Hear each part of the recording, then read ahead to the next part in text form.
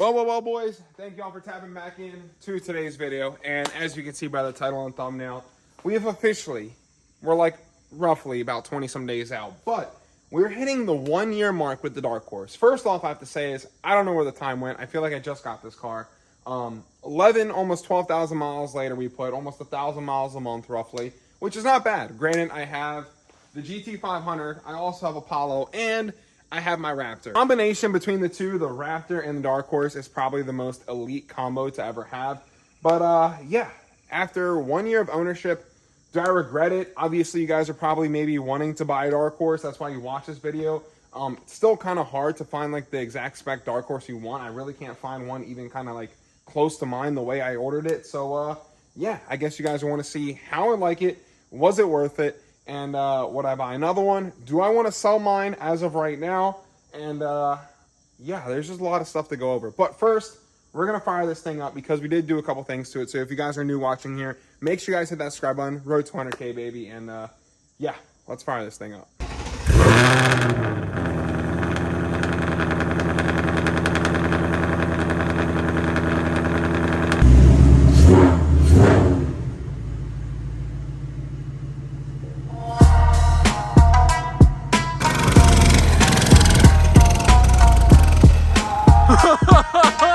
That was it!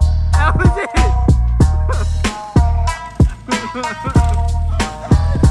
I have to say, by far, this is my favorite combo of the two. I mean, look at the Raptor and the Dark Horse side by side. I mean, they just, I don't know, the new generations of the Fords, they just sit so well together. They like complement each other, and they all have like kind of like very similar features. And I want to show you guys this, obviously Oxford white to Oxford white, but check out this. So they did these in the Gen 2 Raptors with the blue recars, but you couldn't get these for the S550s. No blue interior, but yeah, this is absolutely my favorite thing ever. The blue recars in the truck, blue stitching, or not blue stitching, blue like Alcantara here. It does have some blue stitching, but I do like the orange accents around here. But I want to show you guys this because it just matches the Dark Horse so amazing, and that's why I say they complement each other so well. And I feel like this combo was just, it was meant to be. The Oxford white with the blue. And Ford back in the day, they actually used to have the blue interior on a lot of vehicles. The F-150s had blue interior. My old Fox body had blue interior.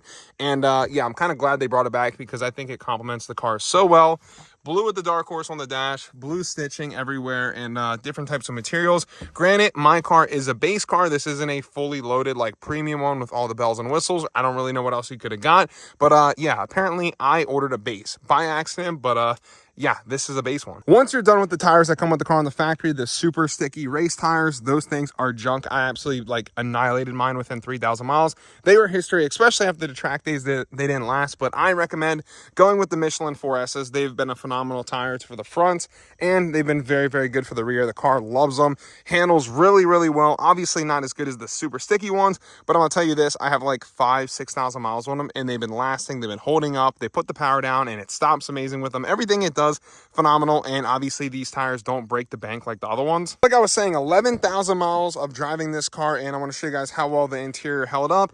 And honestly, it looks like it's still brand new, which it is only a year old, but you know, sometimes materials wear out weird, like the steering wheel. Like I've had like my C8 kind of had some weird spots where it was wearing out very, very fast. The leather wasn't as premium as the Dark Horse, but this one is holding up nice. The recars are phenomenal. I love the new e-brake. The shifter is nice. The dash, the center console, everything about this car interior wise is leaps and bounds better than the S550. And I could say that because I have two of them sitting in the garage, one GT500 and one 10-speed GT. That's one of the biggest changes from the S550, or sorry, I say the S550 to the S650. Interiors were one of the most major upgrades. It is just a high quality premium trim all the way around, and it just kind of feels like you're in a much better of a car. But yeah, I want to show you guys the interior before we pop the hood and talk about everything I did to this car, or at least what I can do, because the ECU is still locked, unfortunately. So my pretty much plan with the Dark Horse was, can we make more power than the GT350 naturally aspirated full bolt-ons? Because everyone said this car wasn't worth it, but just the amount of power we picked up from headers, I think it will, honestly, with full bolt-ons and everything. It's going to be close with the 85, with all the right supporting mods. I think it's going to be a little over 500 to the wheels. And I bought all those parts for the specific reason of, can this car be better than the GT350? You guys know the GT350 is 525 horsepower, but I really don't know what they make to the wheels with full bolt-ons, max effort, anything. Obviously, it's probably very, very close to 500 or maybe a little over than 500. But I think the Dark Horse and the Gen 4 Coyote will be making more power than the GT350s just because, hear me out, boys. Just hear me out before you get in the comments and get all nasty with me.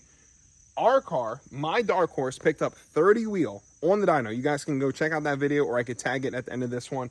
We picked up 30 rear wheel horsepower just with headers. Just with headers, that is no tune. Usually, for example, for like the previous S550s, the Gen 3s, with a tune, good 93 tune, you would see maybe from 12 to 15. With E85, you would see upwards of 18 and 19. So just with 10 more horsepower pretty much to the wheels versus the Gen 3 and untuned and on pump gas, I must say that is a major, major difference of pickup, of power-wise. And yeah, so I really do think we have a good shot of beating the GT350, but we're just waiting on Ford to unlock the ECU. And better news, I did talk to some of the Ford guys, and they said after the GTD stuff is done and the launch is complete and customers are getting their cars November, December, like beginning of next year, hopefully, fingers crossed, they will release it and unlock the ECU, because I'm kind of getting bored with this car and I really don't know what else to do with it.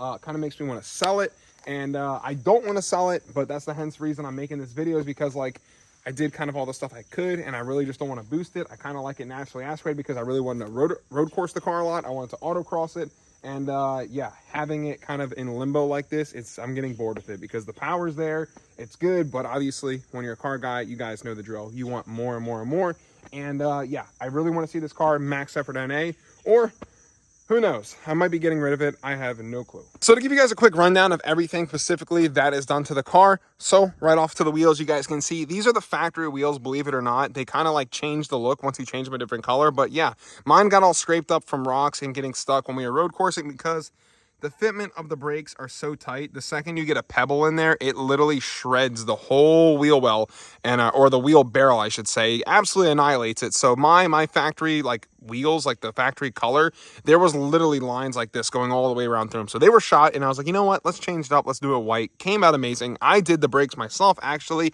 and yeah, that's a rattle can. I did that all in a previous video too. If you guys want to check that out, came out amazing.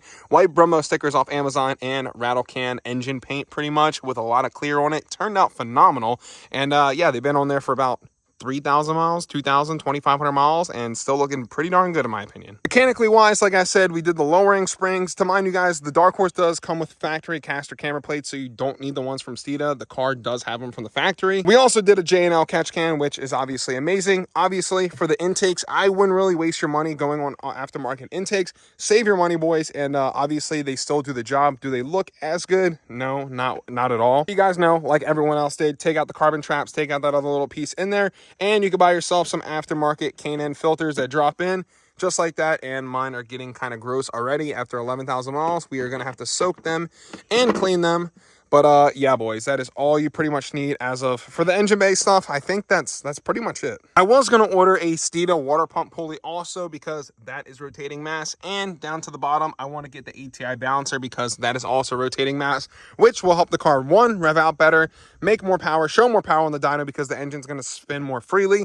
And yeah, those are probably the only two things I'm going to get as of right now because, like I said, we do have the ported manifold, we do have the carbon fiber drive shaft, and I just want to get those other two pulleys, and I pretty much think that will be like max effort NA. I'm not tearing apart this motor to do cams. We're not doing none of that. I just want to see all the bolt-ons that we can throw at it and how much will it make on E85 to the rear wheels. Also forgot to mention, I did tell you that I do have Cook's headers. They are the 1 7/8", which I have to remind you guys, they are different from the S550. They are a little bit different. I think it was like the passenger side had like a little more kink in it or something.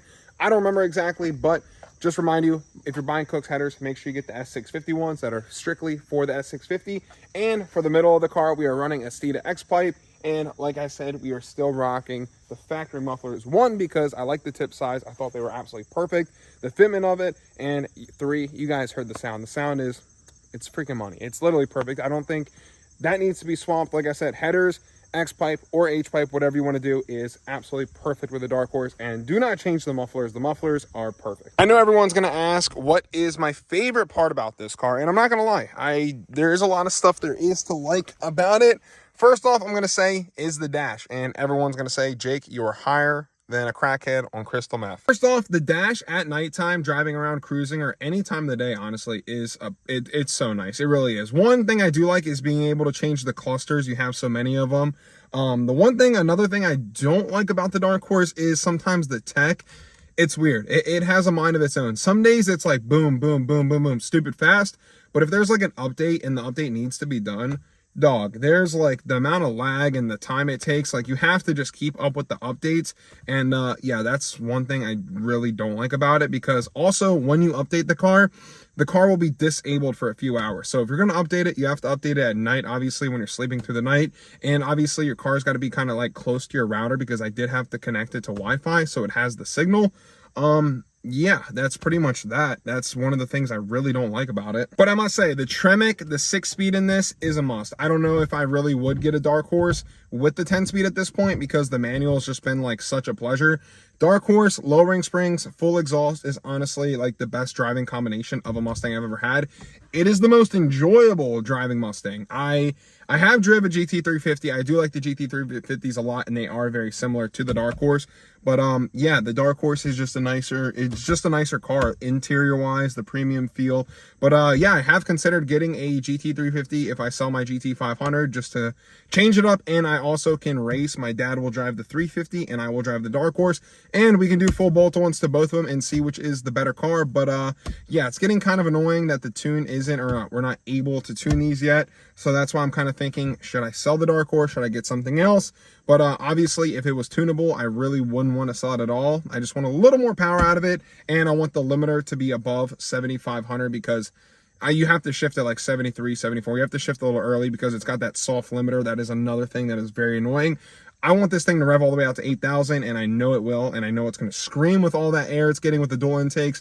And yeah, that's just another thing that's annoying without being able to tune it. Obviously, you guys did click on this video for a number of reasons. One, you want to see how well the Dark Horse is holding up. Motor-wise, it's been phenomenal. Transmission-wise, phenomenal. This car has given me 0 issues. Only a few things that were kind of weird. It was missing like a few rubber pieces from Ford, like on the spoilers and stuff, which is really not a big deal, but I tried to get them from the dealer, and you really can't get them, like certain little pieces. And I could show you on the back, it's like almost bump stops for the spoiler in the trunk. When you shut it, it just bumps it, so it just sits and it doesn't mess anything up.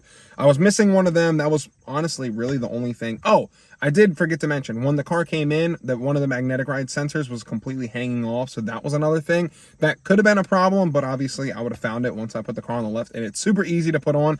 I just don't know how they didn't put it on at the Ford plant. And mind you, the car wouldn't even give you a code. There was no code given. It's just non-existent. It's just not working. It was just dangling there, and there was no codes on the car saying that. So when they were teching it in, looking at it on the lift, you saw it dangling like right in front of their face. So that was one thing we did find like technically wrong with it, but that was kind of someone's fault at the plant, because it wasn't screwed in and just kind of like fell out. Overall, Ford made this very, very simple. Obviously, engine start button. The Mustang is to obviously go to all your tech, traction control, hazard, the star button. I don't even know what that does. I haven't clicked it. Obviously the car's off, but I wanted to see if it would do anything. Not doing anything. But yeah, everything else though, premium, absolute premium feel. Everything is just much, much better than the S550s. And I can tell you guys that from experience. I love the S550s to death, but overall this is just like, it's just better material. Like everything about it, the leather, the shifter, the e-brake, like this, it's just, everything's more firm. Everything doesn't feel so plasticky and so cheap. The doors were upgraded. It's still same design as S550, but like this is just, it's just a lot premier of a feel. This part though, I could say they cheaped out on plastic. I did have to clip this thing in because that thing was sticking out when the car came in also, and you can see that is one thing. That was one piece that was all, I think it was this side that was actually sticking up, which was pretty horrendous. It was like up like that much. I was like, whoa, Nelly, we got to clip that sucker back down. But other than that, she's been a good one. Well, I get the question all the time. Everyone tells me the Dark Horse was a flop, and I really don't think so. I really think that the market is just an absolute shambles and people are scared to spend money, because my GT500 is for sale right now and it's literally a phenomenal price. If I was in the market for a GT500, I would have scooped mine up in a absolute heartbeat with everything I have done to it. But yeah, I really just think that, I don't know, everyone's just scared to spend money right now because the market and everything else going on is so bad. But yeah, if this was pre-COVID market and everyone had money and the interest rates were good, I guarantee you everyone would be in a Dark Horse or an S650. And I'm gonna tell you all this was one car I have not been easy on from the beginning. From the start, we literally road tripped this car all the way to Nashville with that was pretty much the break-in. Then once we got there, the car had approximately, I think, 1,000 or 800 miles on it, roughly. We obviously did an oil change, fresh oil change, of 5W50, and we put this car right on the track, and it got used and abused all day long. So I must say, everything I put this car through, it has held up. It's held through the paces, almost 12,000 miles, like I said, and it hasn't given me a problem. Just little stupid stuff, like I said. The sensor was messed up. Like, this was the rubber piece back here we're missing. I think it's on this side, I believe. Oh yeah, you see that rubber piece right there where it sits right there, just in case like it doesn't bounce off or like the wing doesn't flex. This side obviously doesn't have it, and you can see where it's supposed to be. You can see kind of the hole where it's supposed to go up in there, but yeah, it doesn't have that. Oh, also another thing that's pretty annoying about the Dark Horses is the dealer stripped out my bolts, so they were pretty bad, and I had to fight to get them off when the guy was ceramic coating the car. And yeah, you really can't get any more gurney flap bolts, which is another bad thing. I went to Ford. They don't sell them. You have to buy the gurney flap and that together. If anyone knows where else I can get them, please drop a comment down below because I need them back. I want to put the gurney flap back on as soon as possible because it looks good, but I like it better with the gurney flap. I must say, you clicked on this video because obviously you're in the market for a Dark Horse. If you're going to be drag racing the car, I say go 10-speed in my opinion. But if you want a weekend cruiser, a phenomenal driver, and you just want an all-around like good driver's car, please, for the love of baby Jesus, go manual. The Tremec is the best manual transmission I've ever driven. And yeah, that's the reason I was keeping this car over the GT 500, because I find this car more enjoyable to drive over the DCT. DCT is phenomenal, but for some reason, I just fell in love with the manual. The 6-speed manual stole my heart. And the way this car drives, like I said, it is like more of a cockpit feel. I kind of got the same vibe as like my C8, the way it's like more driver oriented with kind of the screens and stuff. It's kind of a different feel from the S550 to the S650, but yeah, if you're in the market, please go manual for the Dark Horse. You will not regret it. The amount of people I have sold this car on it's well off. I mean, Ford should be giving me at least some type of credit. I can tell you, just from my Instagrams, I have probably, not even exaggerating, 20 plus Dark Horses easily have been sold by me, and I've literally talked to the people, messaged them personally, and kind of persuaded them the reasons why, the pros and the cons. And sure enough, once they went for a ride in mine, or they saw mine in person, or they heard it, they literally put the order in, got one, or they found one on the market and literally picked it up. And if there's one thing I could change about the Dark Horse, is the sheer weight of the car. The Mustangs are just so heavy, and it's honestly annoying how heavy they are. I think that is the one thing that is really killing these cars. Structurally, they are super strong. I've seen these cars get in accidents. They hold up phenomenal, and that's a good thing. But I just wish Ford could knock off at least another 500 to 600 pounds, something to do with the chassis, just somehow make this car lighter, because me sitting in this car, you're looking at almost like 4,300 to 4,400 pounds, which is so heavy for a sports car. I wish Ford could make a Mustang in the sense of like going back to the Fox body era when they were that light, 2,000 something pounds with the driver in the car. Because I can tell you one thing, if this car weighed the exact same as like a C6 Corvette, 3,100, 3,200 with me in the car, this car, people would not be talking shit about it. I can assure you that. This car would be a monster. If that's dropping 1,000 pounds, that is a full second in the quarter mile, which would pretty much put a factory Dark Horse. I think they run 11.8 stock. That would be a 10.8 car stock. Bone stock, 10-speed automatic. But obviously, you guys know knocking that much weight off would change everything else about the car. But if that's my one complaint, I could say the weight of these is so heavy. It's a pig. It honestly is. It's just dumb heavy. And if you guys are new here, this is my GT 500 that is for sale, known as Zeus. Full paint protection film on the entire car, signature wheels front and back. Car made 1,028 to the rear wheels, and I'm asking 90,000 for it. If you guys want to know all the details about it, message me on Instagram, or you can check out Street Car Marketplace where it is listed. And yeah, underneath we have my 2020 Gen 3 known as Apollo that we just equipped with a little bit of boost. We are doing a full build series on this car with the ESS. We're going to go pulley size to pulley size to pulley size, and we're going to be showcasing this car and absolutely pushing it to its limits, going from a 10-second naturally aspirated car all the way down to an 8-second boosted car. And we're going to see if the stock motor, stock transmission, stock rear, everything, we're going to see what the capabilities are and see if this car can actually do it and how long will it live at that power for before we obviously build the motor, build the transmission, and then we turn it up even more. But we're going to find the limits of everything on this car stock. So if you guys want to watch that, make sure you hit that subscribe button, because like 75% of you guys watching these videos are not even subscribed. So help a brother out, hit that subscribe button. watch me race this thing like an absolute unit. If you guys want to check out last video of me going to the track, we ran a new personal best in this car. And yeah, the way it's going, once the fuel system goes on, it is game over. We are turning this thing all the way up. Well, I must say before I close out today's video, the dark horse content is not done because like I said, we still are going to do the drifting videos. I have the burner still in here. I got extra tires for the car. And yeah, we just got to kind of figure out because it is in drift season. So all the drift tracks are like kind of filled right now. And yeah, that was a problem because they were open during the summertime when it was like 100+ degrees, but I'm not doing that to the car because it would have been way too hot. But hopefully this video, you guys found the right decision of what you guys want to do with the dark horse. If you guys want an S650 or you guys want to go dark horse, make the pick. Let me know in the comment section down below what you guys are taking. And yeah, that would be the S650 I'm taking because obviously that is the one I got. Hopefully another 1 to 2 weeks and our fuel system should be here. Hopefully, fingers crossed it gets here for Apollo. And yeah, if you guys want to see this car go from a 10-second car, 9-second car, then an 8-second car, I advise you hit that subscribe button, boys.